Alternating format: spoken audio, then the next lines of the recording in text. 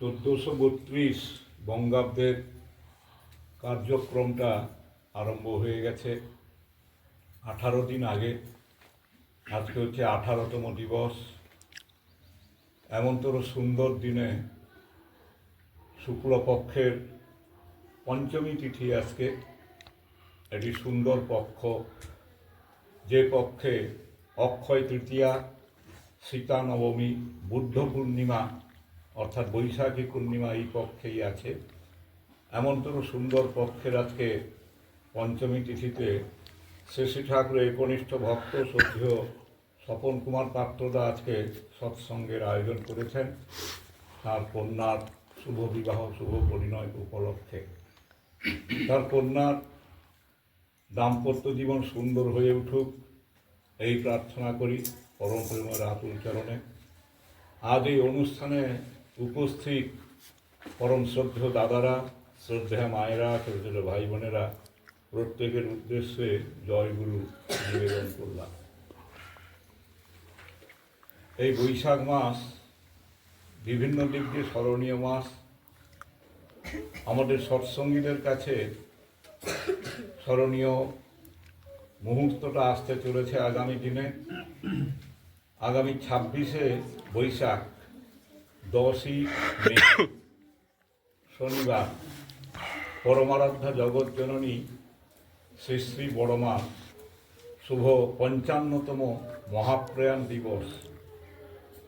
ওই সুন্দর দিনে যারা আমিষ আহার গ্রহণ করেন তারা নিরামিষ খাবেন এবং সৎসঙ্গের মধ্য দিয়ে এই সুন্দর দিনটাকে অতিবাহিত করবেন। তারপরের দিন 27শে বৈশাখ 11ই মে রবিবার, বহু বছর আগে পরমারাধ্যা জগৎজননী শ্রী শ্রী বড়মাকে নিয়ে পরম পূজ্যপাদ শ্রী শ্রী বরদা মেদিনীপুর মন্দিরে এসেছিলেন বহু বছর আগে, কমসে কম 60-65 বছর আগে। এই দিনটাও আমাদের মেদিনীপুর জেলাবাসীর কাছে স্মরণীয় মুহূর্ত। 27শে বৈশাখ পরমারাধ্যা জগৎজননী শ্রী শ্রী বড়মার মেদিনীপুরের শুভাগমন দিবস। তারপরের দিন এবছরের জন্যে 28শে বৈশাখ 12ই মে সোমবার। আমাদের প্রত্যেককে মনে রাখতে হবে সেই দিনটাকে। সেই দিন হচ্ছে বুদ্ধ পূর্ণিমা, বৈশাখী পূর্ণিমা, চন্দন পূর্ণিমা। একই পূর্ণিমায় বিভিন্ন রকম নাম। এখন থেকে 55 বছর আগে এই বুদ্ধ পূর্ণিমার দিনেই পরমারাধ্যা জগৎজননী শ্রী শ্রী বড়মার মহাপ্রয়াণ হয়েছিল। তাই 27শে বৈশাখ 12ই মে সোমবার শ্রী শ্রী বড়মার মহাপ্রয়াণ তিথি। আমাদের প্রত্যেককে হবিষ্যান্ন করতে হবে। সবাই হবিষ্যান্ন করবেন। যারা আসেননি তাদেরকে এই সংবাদ প্রেরণ করবেন। আমাদের সংবাদ জানা, সংবাদ শোনা, সংবাদকে গ্রহণ করার ভাব বা মুহূর্ত হচ্ছে প্রত্যেক মাসে যে 6টি আলোচনা পত্রিকা সহ অন্যান্য পত্রিকা বেরোচ্ছে সেগুলিকে পড়া। বিশেষ করে বাংলা মাধ্যমে যে দুটো পত্রিকা বেরায়, আলোচনা পত্রিকা এবং ষষ্ঠী সেবক পত্রিকা, এই দুটো পত্রিকা প্রত্যেক মাসে সংগ্রহ করবেন। এ করার ভেতর দিয়ে কি হয় না, আমরা শ্রী শ্রী ঠাকুর সম্পর্কে, শ্রী শ্রী আচার্যদেব সম্পর্কে অনেক কিছু জানতে পারি। এখন আলোচনা পত্রিকার যে কলেবর, আলোচনা পত্রিকার যে মানদণ্ড, ষষ্ঠী সেবক পত্রিকার যে মানদণ্ড খুব সুন্দর, যা আমাদের জানার বাইরে, চেতনার বাইরে, চিন্তার বাইরে, পড়ার বাইরে, গবেষণার বাইরে। এসব কিছু আলোচনা পত্রিকা, ষষ্ঠী সেবক পত্রিকার ভেতর দিয়ে পাচ্ছি। পরম পূজ্যপাদ শ্রী শ্রী আচার্যদেব দেওঘর সৎসঙ্গ আশ্রমে প্রত্যেকদিন সকালে বিনতি প্রার্থনার পরে যে সত্যানুসরণ গ্রন্থসহ অন্যান্য বাণী গ্রন্থ পাঠ হচ্ছে, সেই বাণী গ্রন্থগুলো সব ব্যাখ্যা করছেন তিনি এবং অনুশ্রুতি গ্রন্থসহ অন্যান্য গ্রন্থের বাণীও ব্যাখ্যা করছেন। তা আলোচনা পত্রিকার মাধ্যমে সেই বাণীগুলোর প্রত্যেকটা লাইনের ব্যাখ্যা আমরা প্রত্যেকে পাচ্ছি। পরম প্রেমময় শ্রী ঠাকুর অনুকূল চন্দ্র, তাকে আমরা বহু বিশেষণে বিশেষিত করতে পারি। তিনি আমাদের কাছে আরাধ্য, তিনি আমাদের কাছে পরম দয়াল, কেউ এমনি দয়ালও বলি, যুগপুরুষোত্তম বলি, যুগাবতার বলি, এমনি করে বহু নামে আমরা তাকে স্মরণ করি, শ্রদ্ধা করি। কিন্তু সবথেকে যেটি গুরুত্বপূর্ণ, যে শ্রদ্ধা মিশ্রিত, যে ভাব সমন্বিত নাম, সেটি হচ্ছে পরম প্রেমময় শ্রী ঠাকুর অনুকূল চন্দ্র।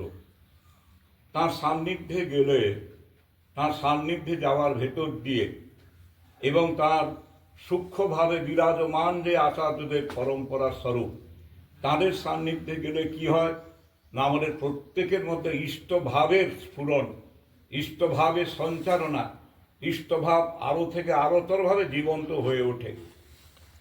আমাদের পারিবারিক জীবনে বিভিন্ন রকম সমস্যা আসছে, যেটা আমরা নিজেরা ট্যাকল করতে পারি না, নিজেরা সেই সমস্যার সমাধান করতে পারি না। শ্রী ঠাকুর যখন ছিলেন, তাঁর সান্নিধ্যে বিভিন্ন সময় ভক্তবৃন্দরা যেমন গেছেন, তেমনি পরম পূজ্যপাদ ও শ্রী বরদার সান্নিধ্য, পরম পূজ্যপাদ ও শ্রী দাদার সান্নিধ্য অনেকেই লাভ করেছেন। এখনও পরম পূজ্যপাদ ও শ্রী আচার্যদেবের সান্নিধ্যে যাচ্ছেন, নিবেদন করছেন অনেক কিছু, মনের কথা, ব্যক্তিগত জীবনের কথা, ব্যক্তিগত চলনার কথা। আমার পারিবারিকভাবে আগামী দিনে যে শুভ অনুষ্ঠানগুলো আসতে চলেছে, কোনো পরিবারে অন্নপ্রাশনের অনুষ্ঠান, কোনো পরিবারে উপনয়নের অনুষ্ঠান, কোনো পরিবারে বিবাহের অনুষ্ঠান, এসব কিছু তাঁর চরণে নিবেদন করছেন। আবার তিনি প্রত্যেককে আশীর্বাদ করছেন। আশীর্বাদ মানে হচ্ছে অনুশাসনবাদ।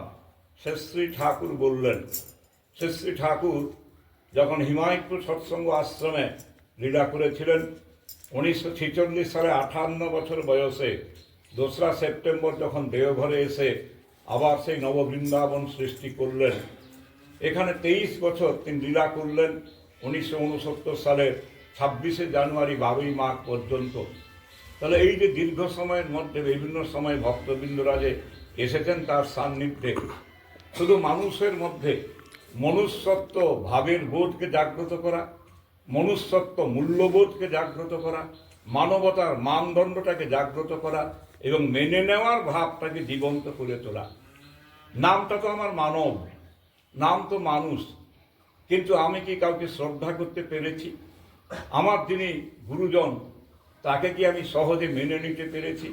বিশেষ করে যে জীবনে বিভিন্ন রকম সমস্যা, দাম্পত্য জীবন, আমি একজন স্বামী, আবার আমি একজন স্ত্রী, এই তো আমার পরিচয়। আমি স্বামী দেবতা, আমি সহধর্মিণী। তাহলে এই দাম্পত্য জীবনে যেমনতরভাবে সুন্দর ভাব নিয়ে চলার চেষ্টা করব আমরা প্রত্যেকে, তেমন করে আমাদের দাম্পত্য জীবনটা ততখানি সুন্দর হবে। পরম প্রেমময় শ্রী ঠাকুর অনুকূল চন্দ্র বলছেন, স্বামীর প্রতি টান যেমনই ছেলেও জীবন পায় তেমনি। যার স্বামীতে যেমন ভাব, তার তেমনি সন্তান লাভ। যে পরিণয় মুহূর্তটা আসতে চলেছে এই পরিবারে, যে বিবাহের দিনটা আসতে চলেছে এই পরিবারে, শ্রী ঠাকুর বাণীতে বললেন, উন্নয়ন আর সুপ্রজনন এই তো বিয়ের মূল, যেমন তেমন করে বিয়ে করিস না কো ভুল।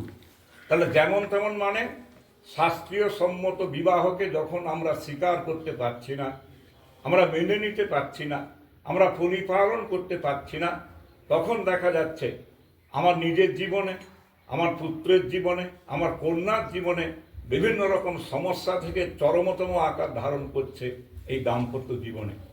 শাস্ত্রীয় সম্মত বিবাহকে গ্রহণ, শাস্ত্রীয় সম্মত বিবাহকে পরিপালন, শাস্ত্রীয় সম্মত বিবাহ মানে বিপূর্বক বহধাতু ঘং প্রত্যয় করে বিবাহ শব্দটা এসছে। বিশেষভাবে বহন করাকেই বিবাহ বলে। আমি স্বামী, আমার সহধর্মিণী যিনি হলেন পরিণয় সূত্রে আবদ্ধ হয়ে, তার সমস্ত দায়িত্ব আমাকে গ্রহণ করতে হবে, পালন করতে হবে। তার কারণ আমি যে সন্তান পিতামাতার কাছে, আমাদের বিয়ে হলো যার সঙ্গে, আমি তো সংসারেই থাকবো, এই পরিবারেই তো থাকবো, কিন্তু যার সঙ্গে বিবাহ বন্ধনে আমি আবদ্ধ হলাম, সে তো একটি পরিবারে ছিল দীর্ঘ বছর ধরে। 17 বছর, তারও আগে 18 বছর, 19 বছর, 20 বছর, 22 বছর, 25 বছর, আরও বেশি বয়সের যিনি মহিলা পরিণয় সূত্রে আবদ্ধ হলেন, যিনি স্ত্রীতে রূপান্তরিত হলেন, তাহলে একটা নতুন পরিবারে এসছেন পরিণয় সূত্রে আবদ্ধ হয়ে। এখানে একান্ত আপন হচ্ছে, প্রথম পরিচয় হচ্ছে স্বামীর সঙ্গে। তাই পরম প্রেমময় সে শ্রী ঠাকুর অনুকূলচন্দ্র বললেন যে মেয়ে আমার, তোমার সেবা, তোমার চলা, তোমার চিন্তা, তোমার বলা পুরুষ জনসাধারণের ভিতর যেন এমন একটা ভাবের সৃষ্টি করে যাতে তারা অবনত মস্তকে নতদানু হয়ে সসম্ভ্রমে ভক্তি গদগদ কণ্ঠে মা আমার, জননী আমার বলে মুগ্ধ হয়, বুদ্ধ হয়, তৃপ্ত হয়, কৃতার্থ হয়। তবেই তুমি মেয়ে, তবেই তুমি সতী। তাহলে পরিণয় সূত্রে আবদ্ধ হয়ে আমি কন্যা থেকে মাতে রূপান্তরিত হলাম। তাহলে পরিণয় সূত্রে আবদ্ধ হওয়ার আগের যে জীবন, আবার পরের যে জীবন, তাহলে 3টি জীবন হচ্ছে। এই 3টি জীবন 3 জনকে কেন্দ্র করেই হচ্ছে নারী জীবন। একটি রসালো যে বৃক্ষ, বড় বড় বৃক্ষে সব লতিকা গাছগুলো জড়িয়ে জড়িয়ে আছে। ঠাকুর একসময় বলছিলেন যে নারীর জীবন ওই লতানো গাছের মতন জড়িয়ে থাকার জীবন। তাই সেই নারীর জীবনে 3টি পা ধাতুর সঙ্গে যুক্ত থেকে তাকে চলতে হয়। পা ধাতু মানে পরিপালন যিনি করছেন, পরিপোষণ যিনি করছেন, পরিপুষ্ট যিনি করে তুলছেন। প্রথম জীবনে কে না পিতার আশ্রয়ে থাকতে হয়। তাহলে পা শব্দ থেকে পিতা শব্দটা এসছে। পিতার আশ্রয়ে থাকা, পিতার অধীনে থাকা, পিতার ভাবে ভাবিত হয়ে থাকা, পিতার নির্দেশ মেনে চলা। বিবাহ সূত্রে বিবাহ বন্ধন আবদ্ধ হয়ে এবার পতির আশ্রয়ে এলো। সেই পা থেকে পতি, যিনি পরিপোষণ করবেন, পরিপুষ্ট করবেন, যিনি সব দিক দিয়ে তাকে যোগ্য করে তুলবেন, একটি মাতে রূপান্তরিত করে তুলবেন। তারপরে দেখা গেল পরবর্তী জীবনে তিনি মায়ে রূপান্তরিত হলেন, পুত্র বা কন্যার মাতা হলেন। তার তখন পুত্রের অধীনেই তাকে থাকতে হচ্ছে। তাহলে পিতার অধীনে থাকা, পতির অধীনে থাকা, পুত্রের অধীনে থাকতে হচ্ছে তাদের জীবনটা। তাহলে এই যে সুন্দর জীবন যখন অধীনে থাকবে, তখন দেখা যাবে যে তাকে কেন্দ্র করে অন্যান্য অনেকেই চলবে। তাই একটি পরিবারে মায়ের জীবনযাত্রা, চলনা, আচরণ, বাক্য, কথাবার্তার ধরন, কর্মধারা, প্রণালী কেমন করে করতে হবে, এ সব কিছু যখন জীবন্ত হয়ে উঠবে, তখন সেই পরিবারকে তিনি সুন্দর করে তুলবেন। তাই বলা হয় একটি পরিবার সুন্দর হয় মায়ের গুণে, মায়ের কার্যক্রমে। মা শব্দটা হয়েছে কেন না, যিনি মেপে দেন, যিনি পরিমাপ করে দেন, যিনি সন্তানকে পরিমাপ করে দেবেন, মেপে দেবেন। সন্তান কেমন ভাবের হবে, সন্তান কেমন রূপের হবে, সন্তান কেমন চরিত্রের হবে, সন্তান কেমন পারগতার হবে, সন্তান কেমন পারদর্শিতার ভাব নিয়ে আগামী দিনে ভবিষ্যতে থাকবে। এই জন্য নামটা হচ্ছে সন্তান, অর্থাৎ সমতান। তার মধ্যে একটা তান পরম্পরা হিসাবে ক্রিয়া করছে, সুর। যেমন কিছুক্ষণ আগে আমরা শিল্পীদের মুখ থেকে সুন্দর সুন্দর গান শ্রবণ করলাম। তাহলে গান শ্রবণ করার ভিতর দিয়ে কি হয় না, আমার ভেতরে একটা টানের সৃষ্টি হয়। সুর ও পরব্রহ্ম, সুর এখানে জীবন্ত হয়ে ওঠে। তাল, মাত্রা, মান, লয় সবটার মধ্যে একটা সুশৃঙ্খলতার ভেতর দিয়ে সুরটা এসে আমার মধ্যে একটা শৃঙ্খলে রূপান্তরিত হলো। তাই বলা হচ্ছে সুশৃঙ্খল সঙ্গীত, সুন্দর সঙ্গীত, ভাব সমন্বিত সঙ্গীত, মধু সমন্বিত সঙ্গীত আমি শ্রবণ করলাম। আহা কি সুন্দর গান, আহা কি সুন্দর কীর্তন, কি যুক্ত রতন কীর্তন, তার মধ্যে রতন লুকিয়ে আছে কীর্তনের মধ্যে। তাই পরম প্রেমময় শ্রী ঠাকুর অনুকূলচন্দ্র বলছেন, মাঝে মাঝে সারাদিন প্রাণ দিয়ে সংসারের জন্য পরিশ্রম করবি, কিন্তু সন্ধ্যাবেলা সংসার থেকে, সংসারের কার্যক্রম থেকে কিছু সময়ের জন্য বিদায় নিবি, মানে আড়ালে থাকবি। ওই সময় নাম করবি, ধ্যান করবি, কীর্তন করবি। শ্রী ঠাকুর বললেন কীর্তন করার ভেতর দিয়ে কি হয় না, আমাদের প্রত্যেকের মধ্যে একটা ঐশ্বরিক ভাব, ঐশ্বরিক শক্তি, ঐশ্বরিক টান, ঐশ্বরিক গুণমহিমা সৃষ্টি হয়। তাই সন্তান হচ্ছে যে টান স্বরূপ। তাহলে আমি যে সন্তান, আমার পিতামাতার কাছে। এই সন্তানের মধ্যে কি জীবন্ত না আমার গোত্র জীবন্ত, আমি ঋষির বংশধর। কেউ গৌতম ঋষির বংশধর, কেউ শাণ্ডিল্য ঋষির বংশধর, কেউ বশিষ্ঠ ঋষির বংশধর, কেউ কাশ্যপ ঋষির বংশধর, কেউ পরাশর ঋষির বংশধর, কেউ মৌদগল্য ঋষির বংশধর। এমনি করে তো হয়। জিজ্ঞেস করা হয় যে কোনো শাস্ত্রীয় অনুষ্ঠানে যখন নান্দিমুখ শ্রাদ্ধটা করতে বসি আমরা, পুরোহিত মশাই জিজ্ঞেস করেন আপনার গোত্র কি? না কেউ বলেন এই গোত্র শাণ্ডিল্য, গৌতম, বশিষ্ঠ, কাশ্যপ ইত্যাদি সব বলি। এবার গোত্রের প্রবরটা কি সেটা আমাকে জানতে হবে। এক ঋষির আন্ডারে 5 জন 6 জন 7 জন প্রবর থাকে। প্রবর মানে শিষ্য। তাহলে এই যে শিষ্যের ভাব নিয়ে কিন্তু পৃথিবীর বুকে আমার জন্ম, পৃথিবীর বুকে আসা, তাই নামটা সন্তান সমতান। তাই যখন নান্দিমুখ শব্দটা করতে বসি তখন কি হয়, 12 পুরুষকে স্মরণ করতে হয়। পিতা, পিতামহ, প্রপিতামহ, বৃদ্ধ প্রপিতামহ, মাতা, পিতামহী, প্রপিতামহী, বৃদ্ধ প্রপিতামহী, মাতুল, মাতামহ, প্রমাতামহ, বৃদ্ধ প্রমাতামহ, মাতামহী, প্রমাতামহী, বৃদ্ধ প্রমাতামহী। এতগুলো নাম আমাদের জানার দরকার। আমরা আমার পূর্বপুরুষের শ্রাদ্ধ এবং শ্রদ্ধা তর্পণ করার জন্যে যখন গয়াতে গিয়ে বিষ্ণু পাদপীঠে যাই বা ফল্গু নদীতে যাই, অক্ষয় বটে যাই, সীতাকুণ্ডে যাই, প্রেতশিলায় যাই পাহাড়ের উপরে, তখন এই নামগুলোকে স্মরণ করা হয়। কেন? তাদের আশীর্বাদে, তাদের অনুকম্পার ভেতর দিয়ে সন্তান হিসাবে পরিপুষ্ট হয়ে মাতৃগর্ভে আমি পৃথিবীর বুকে এসেছি। তাই আমি যে একজন ব্যক্তি, আমাকে পিতামাতা সৃষ্টি করলেন। এই শেষের লাইনটা আমি কিন্তু ভুল বললাম মনে হয়। কি বললাম? না, আমাকে পিতামাতা সৃষ্টি করলেন। এবার প্রশ্ন রাখি, পিতামাতা কি সৃষ্টি করলেন? করেননি। মাধ্যম তারা, তাদের মধ্য দিয়ে পৃথিবীর বুকে আসা।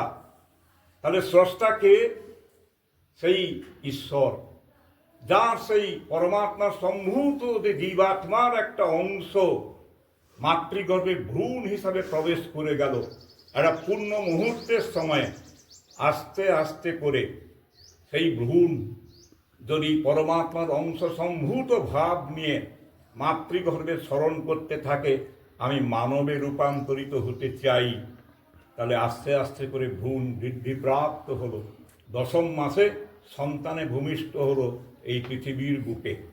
তাহলে পরমাত্মার অংশ সম্ভূত যে জীবাত্মা, আত্মা অবিনশ্বর, যাকে ছেদন করা যায় না, হত্যা করা যায় না, বিনাশ করা যায় না, পরিবর্তনশীল, সেই আত্মা আস্তে আস্তে বৃদ্ধিপ্রাপ্ত হয়ে মাতৃগর্ভে একটা নির্দিষ্ট সময়ে পৃথিবীর বুকে জন্মগ্রহণ করল। তাই শ্রী ঠাকুরের কাছে বিশিষ্ট বৈজ্ঞানিক কৃষ্ণপ্রসন্ন ভট্টাচার্য, ঠাকুরের আদরের কেষ্টদা ঋত্বিকাচার্য সৎসঙ্গে লাগে সন্তানের স্রষ্টা তো পিতামাতা। ঠাকুর বললেন কেমন করে সন্তানের স্রষ্টা পিতামাতা? লাগে পিতামাতার পুণ্য মিলনের ভেতর দিয়েই তো সন্তান আসছে। এবার শ্রী ঠাকুর বললেন পরিণয় সূত্রে আবদ্ধ হয়েছে তো বহু পরিবার, তাহলে অন্য অনেকের পরিবারে সন্তান আসছে না কেন? স্বামী স্ত্রীর দাম্পত্য জীবনে এখনো বহু পরিবার সন্তানের মুখ দেখছেন না। আবার কোনো পরিবার একটি মাত্র কন্যার মুখ দেখেছেন, পুত্রের মুখও দেখছেন না। আবার কোনো পরিবার একটি পুত্রের মুখ দেখেছেন, কন্যার মুখ দেখছেন না। এমনি করে কথা প্রসঙ্গ চলছিল। শ্রী ঠাকুর বললেন you are for the Lord, not for others, you are for the Lord and so for others. নিবেদন করলেন ঠাকুরের কাছে, বলে আগে আপনি একই লাইন 2 বার বললেন কেন? You are for the Lord, not for others, you are for the Lord and so for others. Shri Thakur বললেন কেষ্টদা, at first you are for the Lord, not for others. পৃথিবীতে আপনি যে এসছেন ঈশ্বরের জন্যে, ঈশ্বরের চেষ্টায়, ঈশ্বরের আশীর্বাদে, ঈশ্বরের ভাব আপনার মধ্যে মাতৃগর্ভে প্রবেশ করে গেছেই আপনি ভূমিষ্ঠ হলেন। তাই at first you are for the Lord, not for others. তাঁর আশীর্বাদে, তাঁর ইচ্ছায় যখন পৃথিবীর বুকে আসা হলো, তখনই বলা হচ্ছে therefore you are for the Lord and so for others. যখন তাকে চিনতে পারলে, তার আশিস পুষ্ট সন্তান হলেন পৃথিবীর বুকে, তখন আপনি মাকে চিনলেন, বাবাকে চিনলেন। আমরা যেমন চিনতে পারি মাকে, বাবাকে, অন্যান্য গুরুজন, আত্মীয় স্বজনকে, আমার শিক্ষককে, প্রত্যেকের সঙ্গে পরিচয় দৃষ্টান্ত স্বরূপ স্থাপন হলো। তাই ঈশ্বরের আশীর্বাদে আমাদের প্রতি প্রত্যেকের জন্ম মাধ্যম হচ্ছে পিতামাতা। তাহলে সেই ভাবটা জীবন্ত থাকবে কেমন করে? তার যে করুণা ধারা, তার যে আশীষ ধারা, তার যে পরিপুষ্ট আশীর্বাদ, অনুশাসনবাদ রূপে আমার মধ্যে জীবন্ত হবে কেমন করে? এই জীবন্ত হওয়ার ভাবটাই হচ্ছে দীক্ষা। আমার মধ্যে প্রবৃত্তিমুখীন ভাবটাকে দূরীভূত করে সাত্ত্বিক ভাব, ঐশ্বরিক ভাবকে জীবন্ত করে তোলার ভাব বা মুহূর্তটাই হচ্ছে দীক্ষা। দিয়তম জ্ঞানম উত্তমম ক্ষীয়ন্তে পাপ সঞ্চয়। রোগ, শোক, গ্রহদোষ, বুদ্ধি বিপর্যয় সব আস্তে আস্তে দূরীভূত হয় দীক্ষা গ্রহণ এবং সেই নির্দেশ পালন। দীক্ষা তো অনেকেরই গ্রহণ করা হয়েছে। শ্রী ঠাকুর কি বললেন? স্কুলে গেলেই তাকে ছাত্র বলে না, আর মন্ত্র নিলেই তাকে শিষ্য বলে না। হৃদয়টি শিক্ষক বা গুরুর আদেশ পালনের জন্য সর্বদা উন্মুক্ত রাখতে হয়। আমি নাম গ্রহণ করেছি আজ থেকে 50 বছর আগে ঋত্বিক দেবতা পূজনীয় নিকুঞ্জ বিহারী মিশ্রের কাছ থেকে, বা অন্য কোনো কারুর ঋত্বিক দেবতার মাধ্যমে গ্রহণ তো করেছি, কিন্তু আমি চর্চার মধ্যে নেই, নামের মধ্যে নেই, ধ্যানের মধ্যে নেই, প্রার্থনার মধ্যে নেই, ইষ্টভীতি নিবেদনের মধ্যে নেই, সৎসঙ্গের মধ্যে নেই, সৎ আলোচনার মধ্যে নেই, লীলাস্থানেও যাওয়ার সুযোগ আমি করে উঠতে পারিনি। কিন্তু আমি দাবি করছি আমি দীক্ষিত।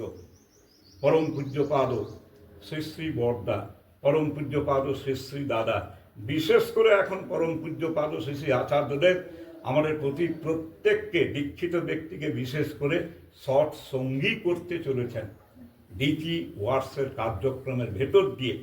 পূজনীয় অবিনবাবুর চেষ্টা।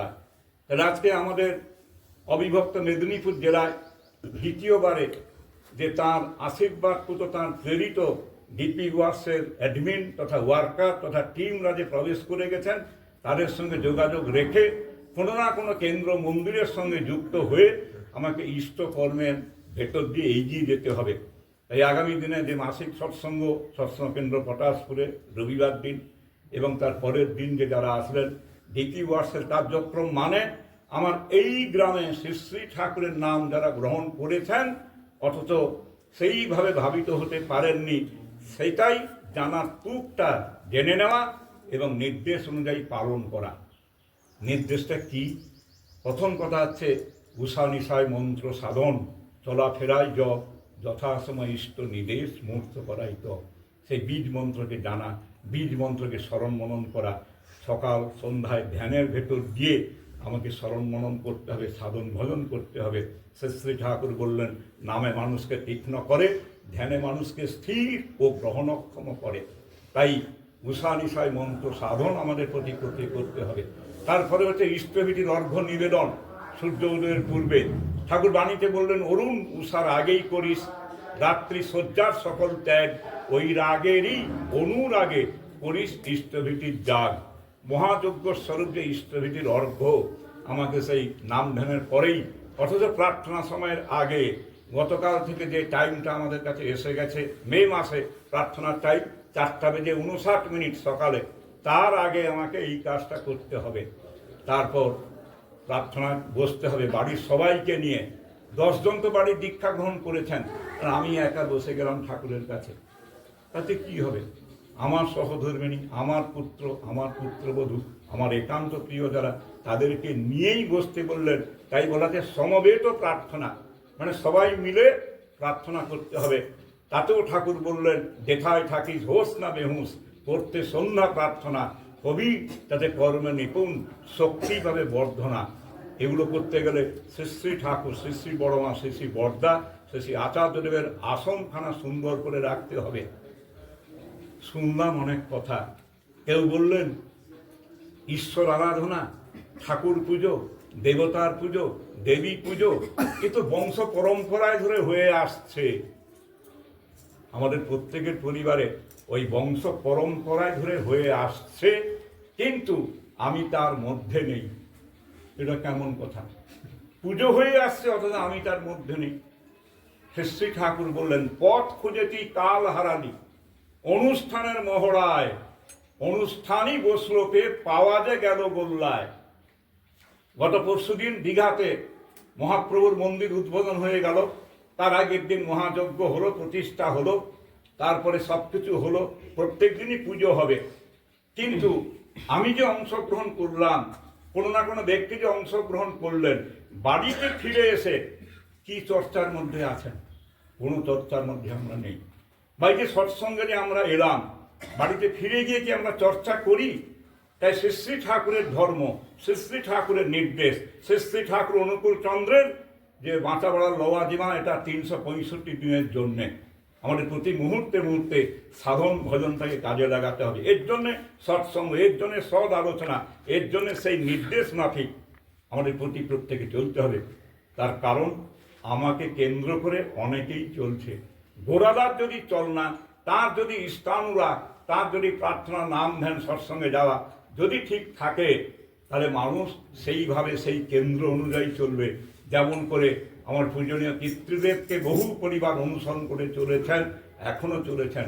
আজ থেকে 25 বছর আগে মার্চ মাসের 20 তারিখে, সেদিন ছিল 20-3-2021, আমার পূজনীয় পিতৃদেব পূজনীয় নিকুঞ্জ বিহারী মিশ্র মহাশয়ের মহাপ্রাণ হয়ে গেল। দেখতে দেখতে এই মার্চে 25 বছর পূর্ণ হয়ে গেল। তাহলে এখনও সেই একই কণ্ঠস্বর, একই কথা শুনতে পাওয়া যায়। দাদা, যত উৎসবে যাই না কেন, যত কথা শুনি না কেন, নিকুঞ্জদার মতন বক্তব্য আজ আর শুনতে পাই না। নিকুঞ্জদার মতন সঙ্গীত, নিকুঞ্জদার মতন কীর্তন পরিবেশন আজও শোনা যায় না। মানুষ পৃথিবীতে আসে, তার ভেতরের মধ্যে ঈশ্বরানুভূতি, ঈশ্বর নিষ্ঠা আস্তে আস্তে করে প্রকাশ পায়। আর সেই প্রকাশই জীবন্ত হয়ে থাকে। চলচ্চিত্তম চলদ্বৃত্তম চলজ্জীবন যৌবন চরাচর মিদং সর্বম কীর্তির্যস্য সজীবতি। কীর্তির ভেতর দিয়ে প্রত্যেকের ভাবটা জীবন্ত হয়ে থাকে। প্রার্থনা করি পরম প্রেমময় আতুল চরণে, আমাদের প্রতি প্রত্যেককে কর্তব্যনিষ্ঠ কর্ম হচ্ছে নিজেকে তাঁর হয়ে উঠতে হবে। আমার পরিবারের প্রতি প্রত্যেক সদস্যকে ইষ্টকেন্দ্রিক করে তুলতে হবে। প্রার্থনা করি প্রতি প্রত্যেকের সুখে, শান্তিতে, স্বস্তিতে, আনন্দমঙ্গলের অধিকারী হয়ে সন্তান সন্ততি, পরিবার পরিজন, প্রিয়জন সহ পরম প্রেমময়ের এই কনিষ্ঠ সেবক হয়ে উঠে আসুন। পরম প্রেমময়ের আশীর্বাদ প্রতি প্রত্যেক বর্ষিত হোক। জয় গুরু, বন্দে গুরু সত্যম।